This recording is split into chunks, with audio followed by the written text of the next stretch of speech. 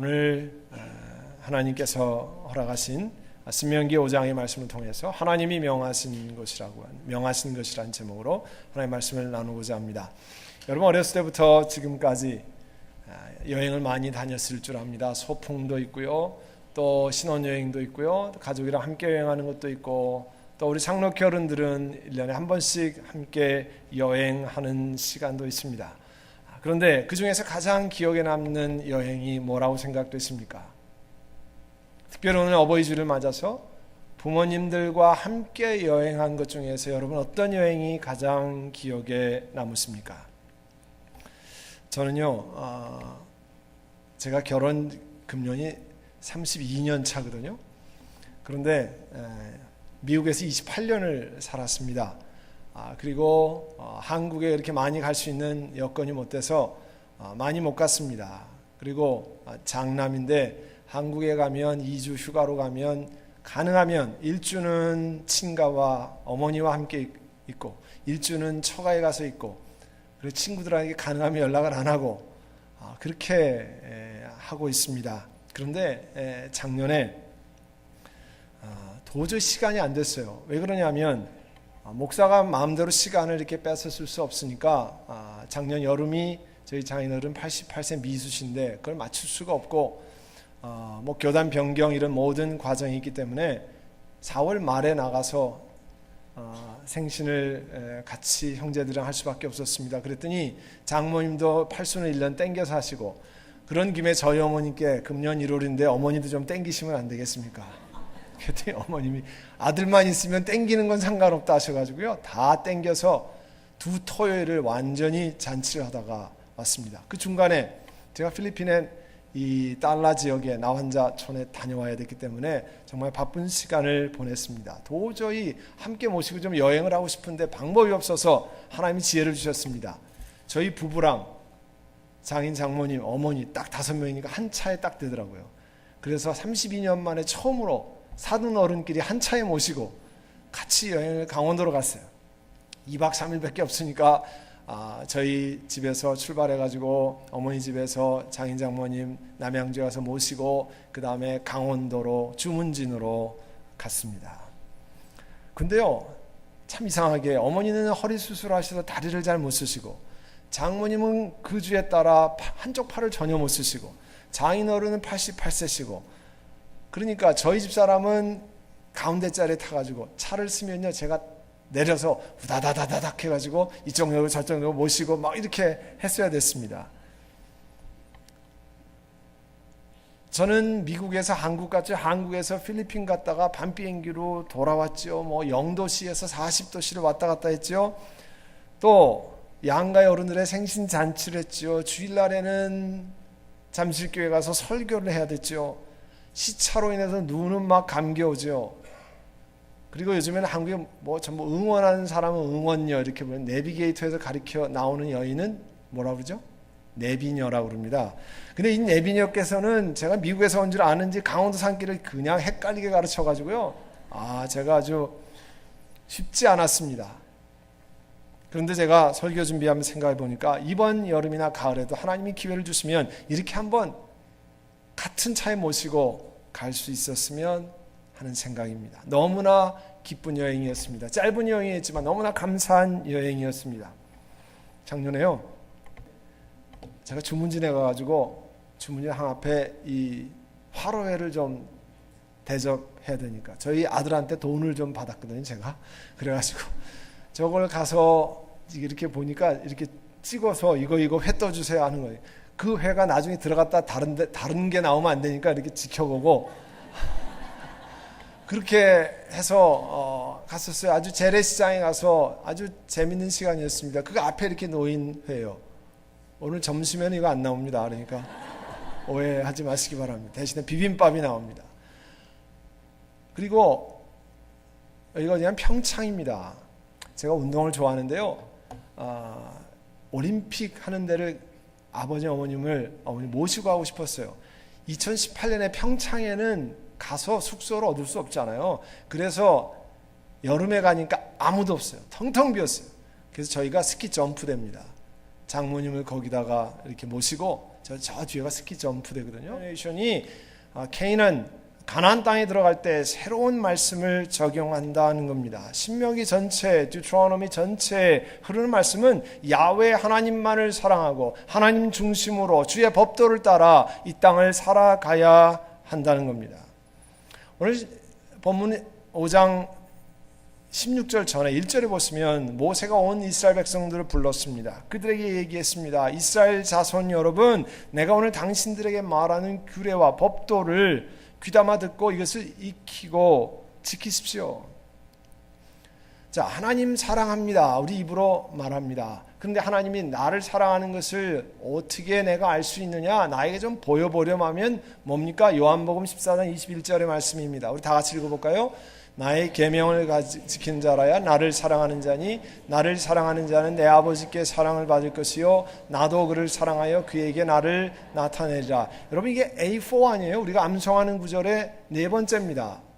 다시 나오고 다시 나오는데 거기 보면 하나님의 말씀을 가지고 지키는 자라야 하나님을 사랑하는 자니 나는 하나님을 사랑합니다. 하나님 아시지요? 그런데 하나님은 전혀 모르신다는 거예요. 왜? 하나님 말씀을 지키려고 하지 않기 때문에 하나님 말씀을 지켜야 그것이 하나님을 사랑하는 자 아닙니까? 여러분, 부모님을 사랑한다고 하면서 부모님 말씀하시는 거 족족 거절하고 얘기하는 거 족족 안 들어주면 무슨 사랑이 그런 사랑이 있습니까? 또 하나님이 성경 전체에 보면 하나님이 가장 원하시는 것은 하나님을 기뻐하는 거예요. 하나님을 즐거워하는 거예요. 하나님을 자랑스럽게 생각하는 거예요. 여러분 자녀를 이뻐하듯이 자녀를 자랑스럽게 생각하듯이 여러분 하나님을 자랑스럽게 생각하십니까? 하나님을 기뻐하십니까? 하나님과 더불어 있는 시간이 기쁘고 즐겁습니까? 여러분, 부모님들이 제일 좋아하는 것은 뭐니 해도 돈이 제일 좋다고 얘기는 하시지만 사실 그보다 더 중요한 것은 함께 있는 겁니다. 자식들이 옆에 있는 겁니다. 이 사진은요, 여러분 아시는 사랑의 교회 옥하는 목사님 장례식장에서 찍은 사진입니다. 사모님과 오른쪽에 큰아들, 그 다음에 삼형제가 사진을 찍었습니다. 둘째 아들이 장례식장에서 인사말을 했습니다. 아버님이 목회에 너무 바쁘셔서 가족과 함께 찍은 사진이 없어서 장례식 전에 영정 사진을 들고 우리가 사진을 찍었습니다. 미국 유학 가시기 전에 찍었던 오래전 사진 외에는 가족 사진이 없습니다. 그래서 마지막으로 아버지 영정 사진과 함께라도 가족 사진을 남기고 싶었습니다. 그리고 그 장례식장에서 그 아들이 오열했습니다. 여러분, 우리 한국의 세월호 사건을 통과하면서 여러분 보시지 않았습니까? 죽음 앞에 남는 것은 가정입니다. 어젯밤에 교회에서 밤늦게 설교를 정리하고 있는데 저희 막내 동생 몽골에 있는 선교사가 편지를 보내왔습니다.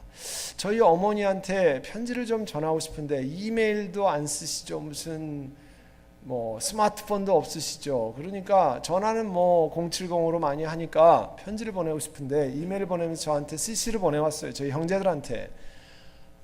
저희 어머니 다니시는 교회의 사무 간사에게 저희 어머니한테 이 편지를 좀 프린트아웃 해 주십시오. 제가 그거를 읽으면서 그 편지 안에다가 한 페이지로 어머니께 감사하다는 편지를 쓰고 나머지 4페이지는 식구들 사진을 거기다가 담았습니다. 거기서 제가 작년 여름에 식구들이 함께 찍었던 사진을 다시 보게 됐어요. 이것이 저희 어머님 팔순 직전에 찍은 건데 제가 미국 와서 28년, 작년 27년인데 27년 만에 처음으로 삼형제가 한자리에 모였었습니다. 한 번도 27년 동안 저는 미국에서 공부하고 목회를 하고 또 우리 가운데 있는 둘째 동생도 미국과 한국에서 일하고 막내는 몽골에서 선교사 하느라고 전날 딱 하루 동안 식구들이 처음으로 27년 만에 모였던 사진을 첨부해서 어머니께 보냈습니다. 그래서 그날 밤에 어머니 사시는 집에 가서 같이 기념사진을 찍었어요. 그리고 오랜만에 처갓집에서 저희 처형님이 빠졌는데요. 사진이 제가 없어가지고 근데 식구들이 같이 장인 장모님과 또 처남과 동서와 조카와 이렇게 시간을 함께 했습니다. 여러분, 오늘 하나님이 주신 말씀,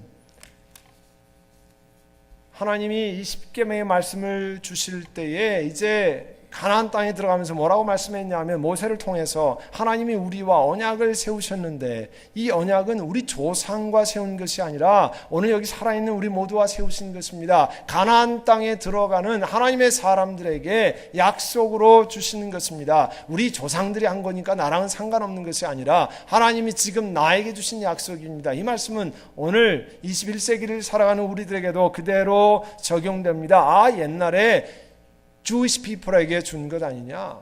두 번째 Deuteronomy 신명기에 가나안 땅에 들어가는 그 옛날 사람들에게 주는 것 아닙니까? 아닙니다. 이 말씀을 우리에게 주시는 것은 오늘 이 땅을 살아가는 우리들에게도 주시는 말씀입니다.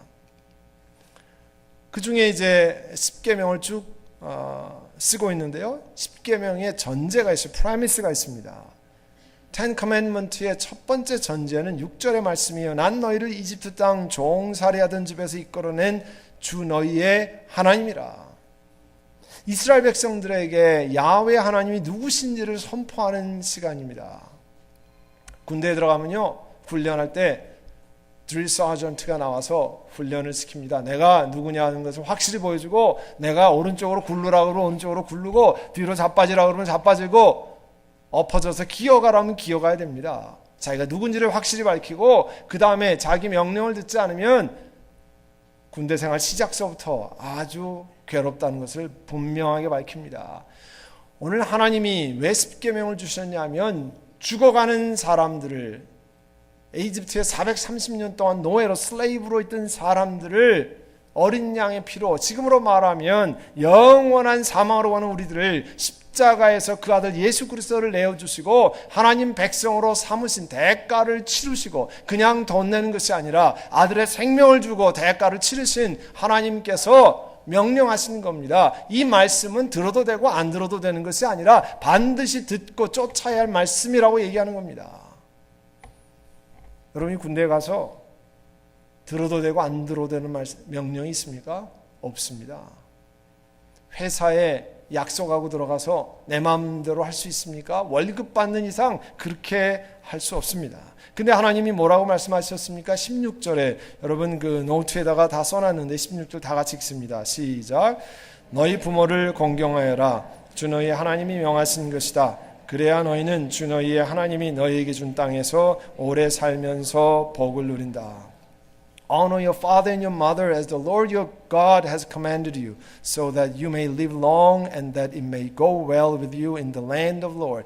하나님이 약속하신 거예요. 한 번은 신문 아래 글을 읽는데요, 변호사가 글을 썼습니다. 변호사가 이렇게 이야기를 하고 있어요. 제가 참 기가 막힌 거를 보았어요.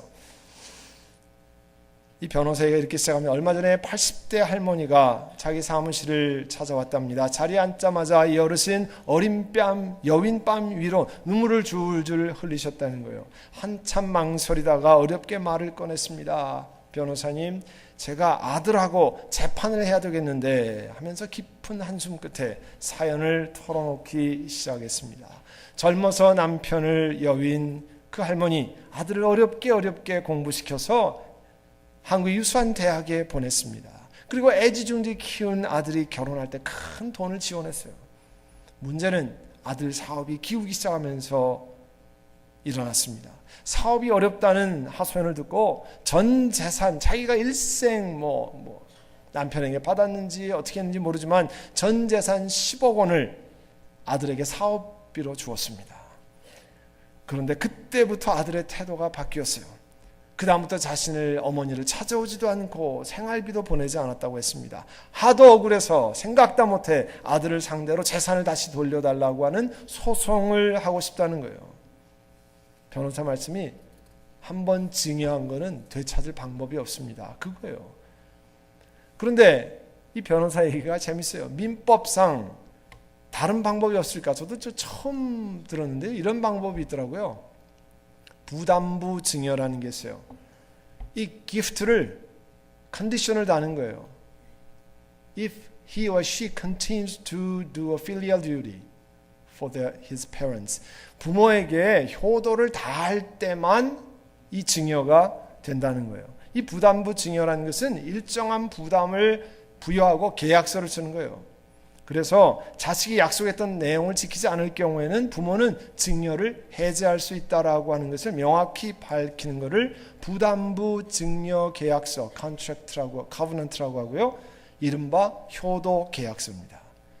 이게 현명하다는 거예요. 그러면서 효도 계약서가 이 부담부 증여 계약서가 복잡하지 않다는 거예요. 왜 복잡하지 않으냐? 이렇게 하라는 거예요.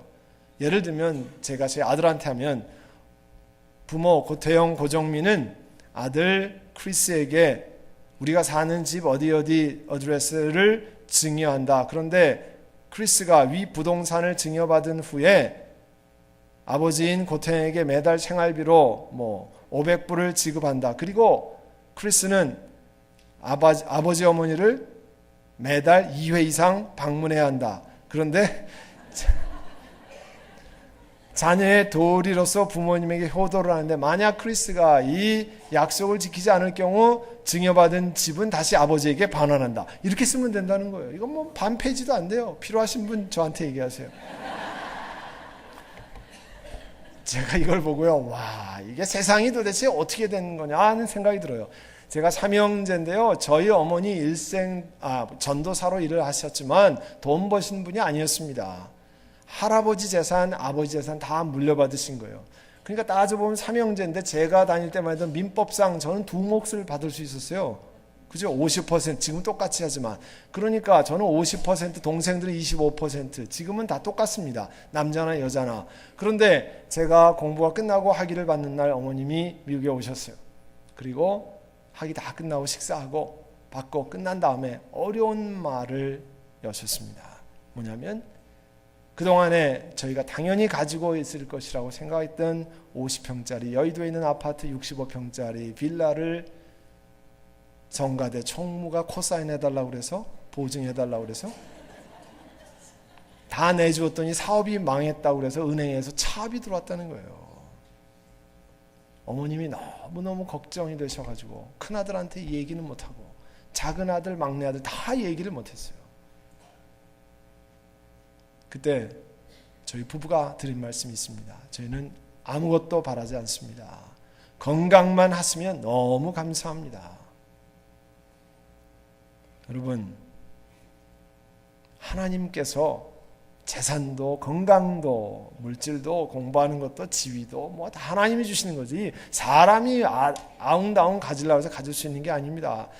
여러분 이제 태국에서 만든 동영상을 하나 보겠는데요. 태국말과 밑에 자막이 있으니까 잘 보시기를 바랍니다.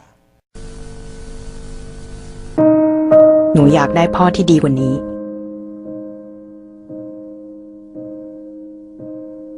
พ่อที่ไม่เป็นใบ้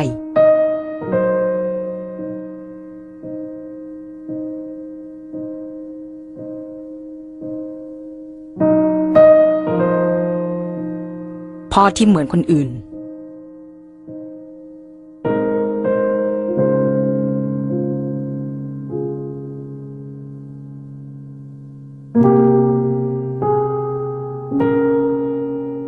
พ่อที่ได้ยินในสิ่งที่หนูอยากบอก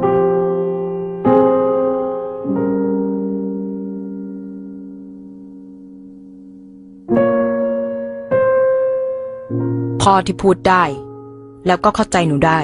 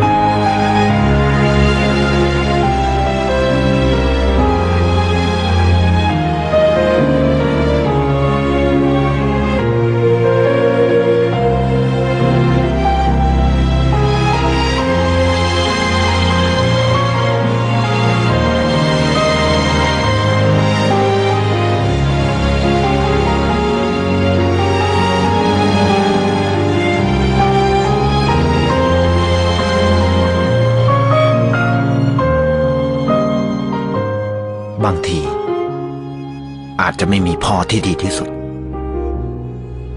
แต่มีพ่อที่รักคุณมากที่สุด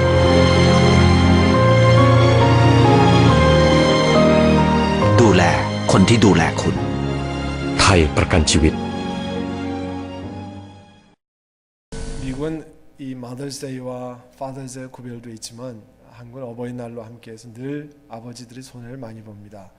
근데 사실은 아버지도 다 자식을 끔찍이 사랑합니다. 여러분,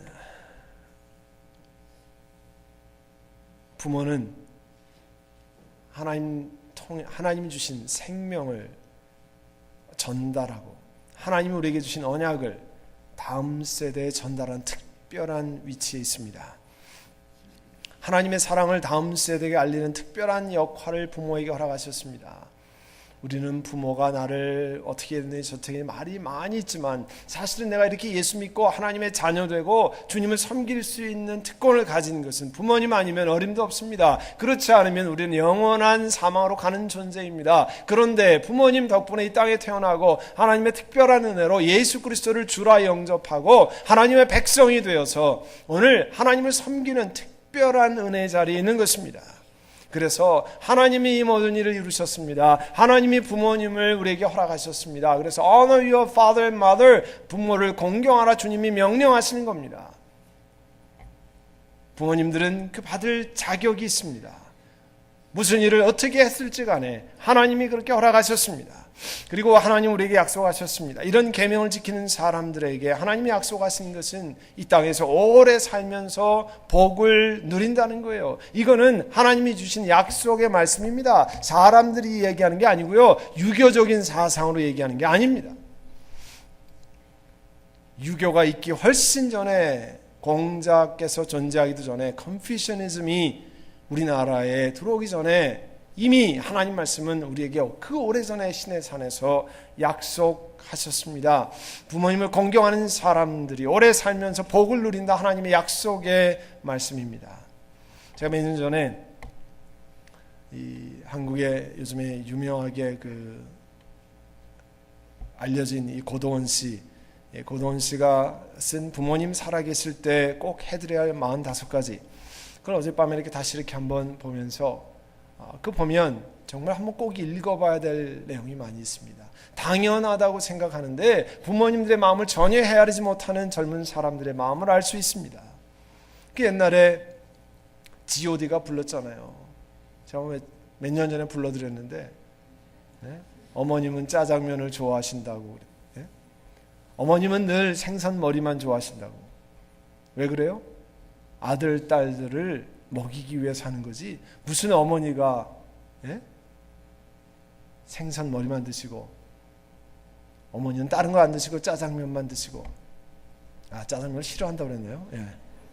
몇 년 되니까 G.O.D는 벌써 이렇게 지나가서 제가 4부 예배 때 그걸 한번 불렀더니 청년들이 계속 불러달라고 그래가지고요. 근데 제가 작년에 여기 나갈 때 저희 아들이 같이 못 나가면서 할머니, 할아버지, 양가의 어른에게 선물을 다른 걸 하지 말고 태블릿을 하라는 거예요. 그래서 제가 그때 피처폰을 쓸 때거든요. 스마트폰의 그 전 단계를 쓸 텐데 무슨 어른들이 스마트폰이 필요하냐. 이건 필요치 않다. 가가지고 2박 3일 여행을 모시고 갔는데 같이 가정 예배를 드리니까 전부 찬송과 성경 안 보이신다는 거예요.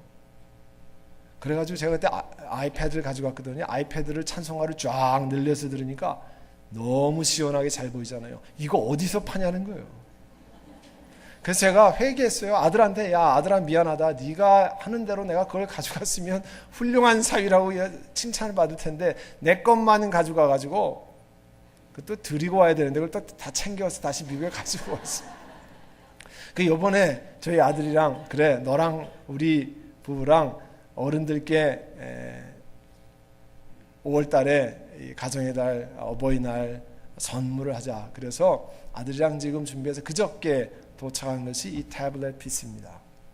그래서 지금 아들이 여기다가 깔고 있어요. 이 프로그램을. 그래서 여기다가 제가 제 설교 동영상을 집어넣고 또 저희들 필요한 사진을 넣고 그렇게 하려고 합니다. 왜 그러냐면 저희 어머님은 컴퓨터도 지금 없으시고 아들을 1년에 한 번 보기도 어렵고 그러니까 가끔 보면 보고 싶다고 그러세요.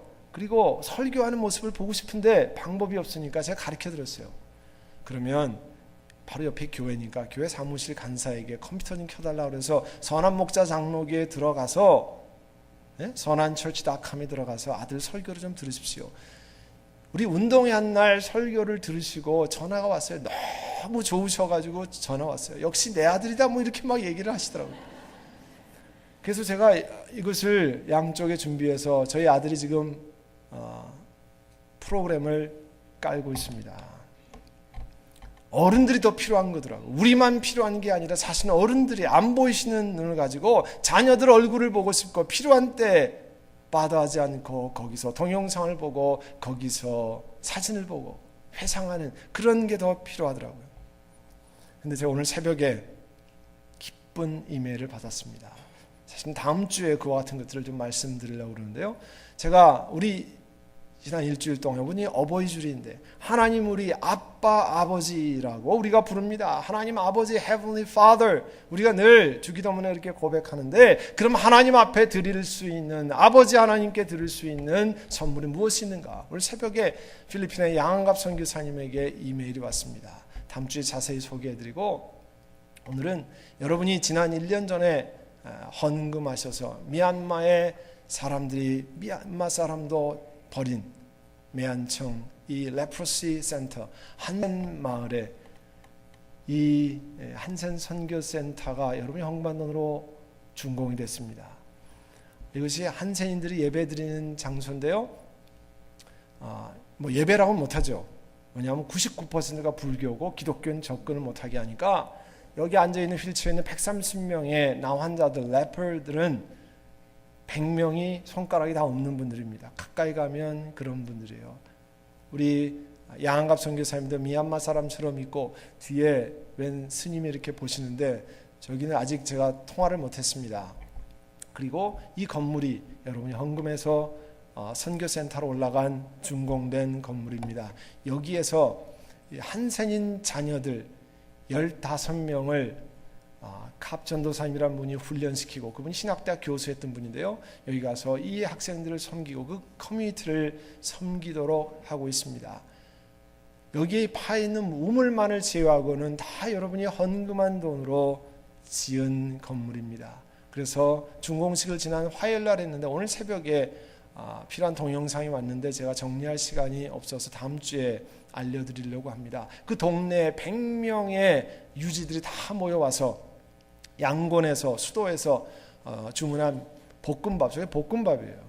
볶음밥을 먹으면서 주민들이 너무 기뻐하고 우리 한센인 자녀들이 박대받고 그 다음에 미얀마에서 사람 취급을 받지 못하는 그런 자녀들이 여기에서 공부하고 영어도 배우고 컴퓨터도 배우고 그럴 기회가 열렸다고 주민들이 찾아왔습니다.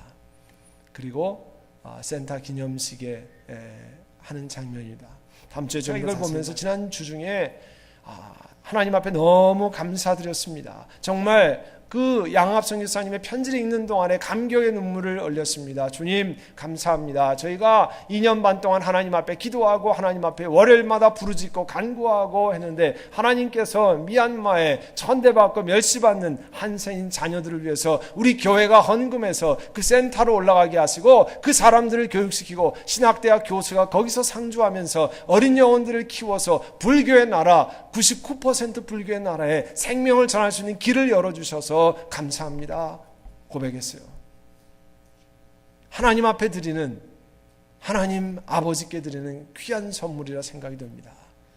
사랑하는 선한목자 장로교회 성도 여러분, 부모님을 공경하라는 말씀 Honor your mother and father라고 말씀하는 것은 God has commanded to us. 하나님이 우리에게 to obey the word of God. 하나님의 말씀을 지키도록 우리에게 명령하신 말씀입니다. 해도 되고 하지 않아도 내 기분 나쁘면 나를 박대했으니까 그렇게 하지 않아도 되는 말씀이 절대 아닙니다.